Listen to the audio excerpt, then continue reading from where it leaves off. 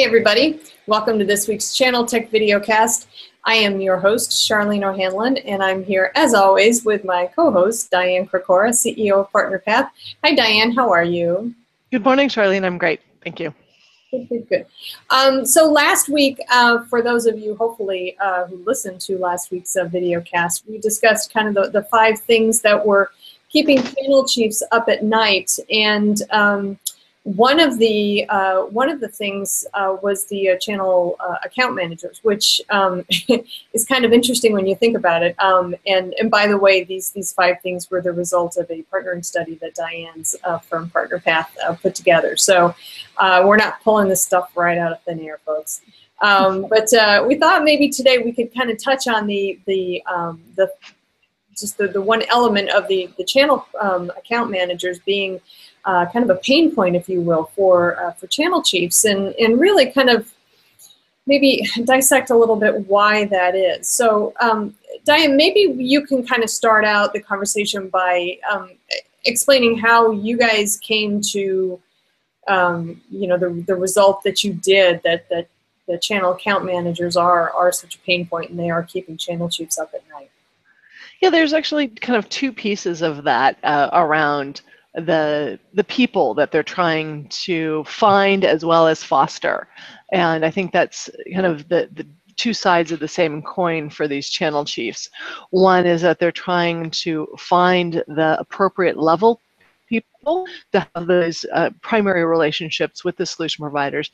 The next is also training up their current teams to understand the solution providers' new business models, understand cloud, how to work with them in the cloud, and kind of shift them from being the transactional channel account managers that we know and love from the days gone past to truly being business partners with the solution providers.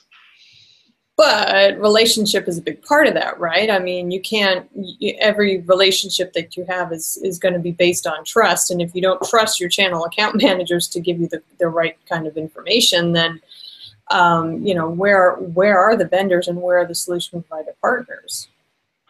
Right. And it is a very big issue. It's the number one thing that as I mentioned last week, one of the top 5 things that keep the vendor channel guys awake. And it's also a big issue when we talk to the solution providers about how do they want to interact with their vendors, particularly their primary vendors, if it's not automated through the portal systems.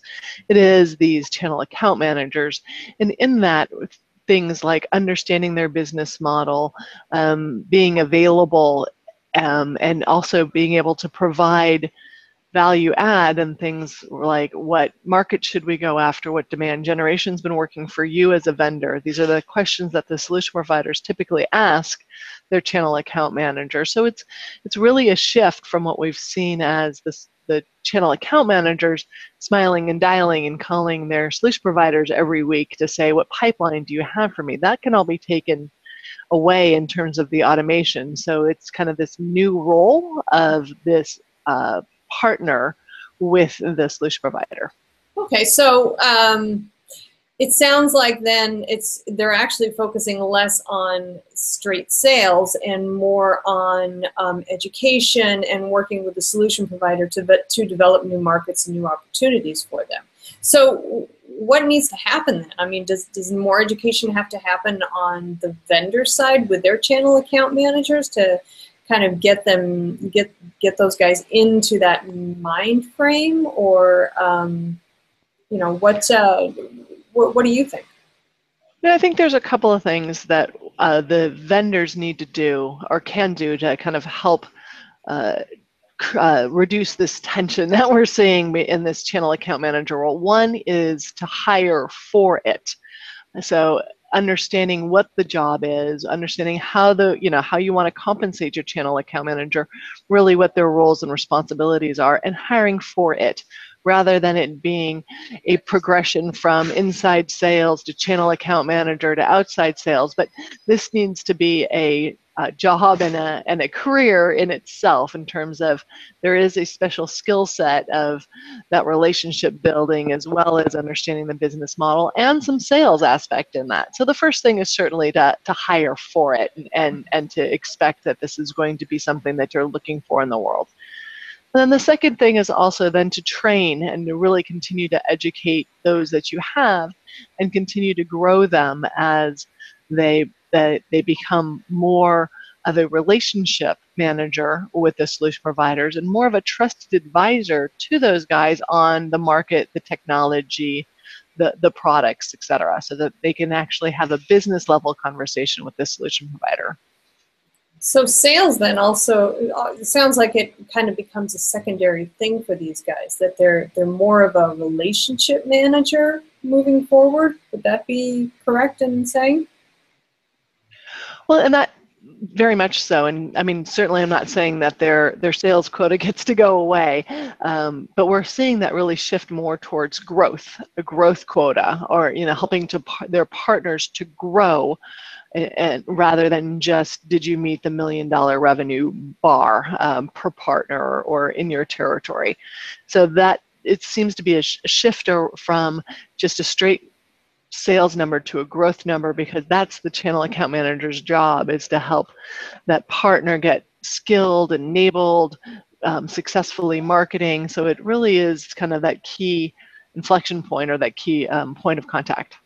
So I have two things that I want to bring up, and I'm going to bring up both because I don't want to forget either one of them. First of all, it seems like something like this, that's such a shift in the dynamics of the position, that's something that would have to come from the top down. And in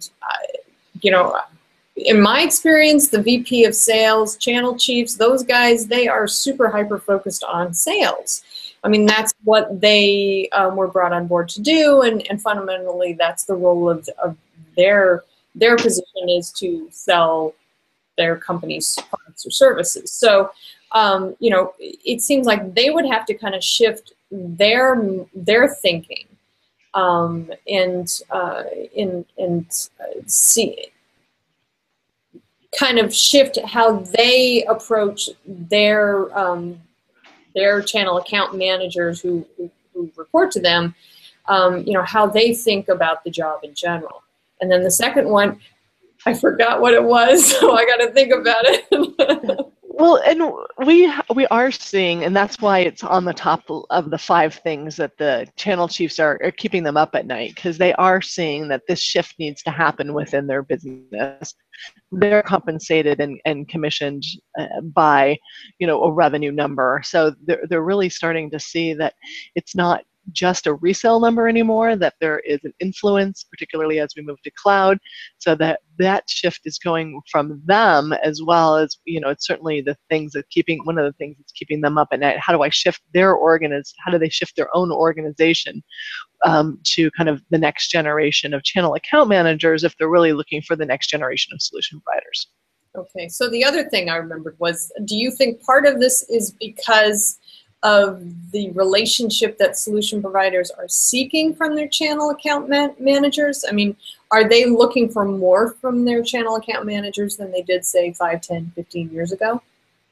Well, I think they're looking for different things. More is an interesting question, right? I think instead of looking and expecting the channel account manager to talk around pipeline and to, really be a pipeline manager, and to understand how that when are the sales coming in, and how do I get my order from tech data, etc. So instead of focused on kind of the transaction sale, they're looking for kind of different things, right? What is the size of the market? What are the market opportunities? What are the objections that you're finding out there? So I think that it's a different conversation with the channel account manager, rather than necessarily more.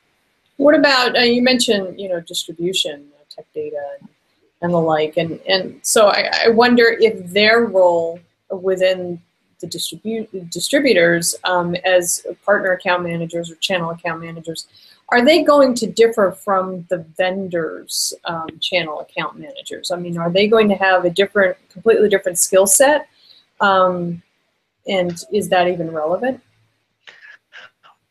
Yes, and we can talk about this as well as we continue to go on throughout this series. Is that certainly the distribution channel account managers are really looking, and their job is going to change around that solution set, right? What products all go together, how, what other ideas or products should a partner be selling. If they're selling security, are they also selling, networking? So kind of how that all fits together and making those recommendations around that full solution set for the partner. Cool, cool. So what haven't we talked about when it comes to channel account managers that is important for us to at least bring up?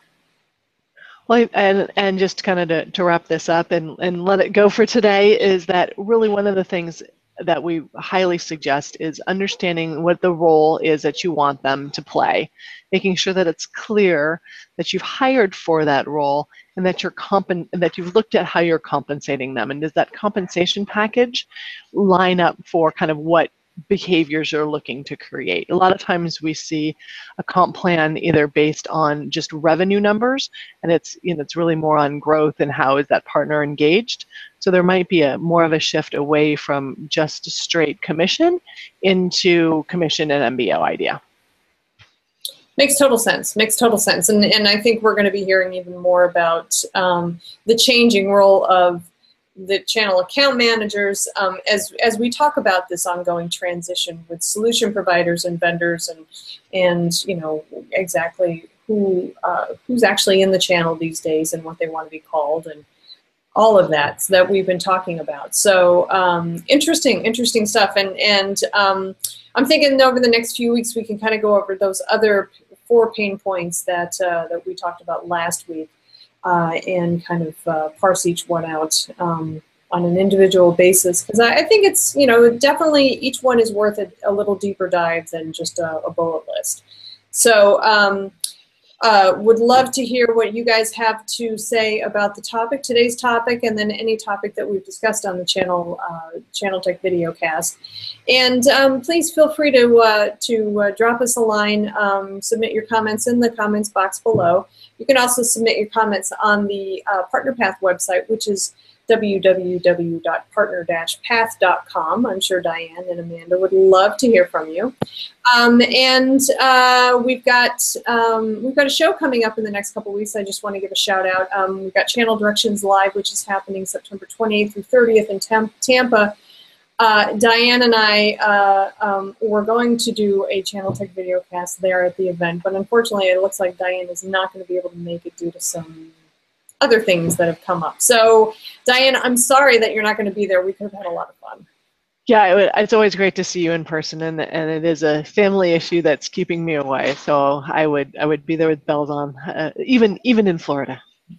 Yeah, right. Even in Florida, I understand exactly what you mean by that. So, yay, Tampa in hurricane season. Yay! So looking forward to that. Anyway, that's about all that we have for this week's ChannelTech VideoCast. As always, I do want to thank Diane for being my co-host and joining me for this 10 minutes or so. Thank you, Diane. Always great to see you. Great, great. Well, we'll catch you next week. Until then, I'm Charlene O'Hanlon, and thanks for joining us.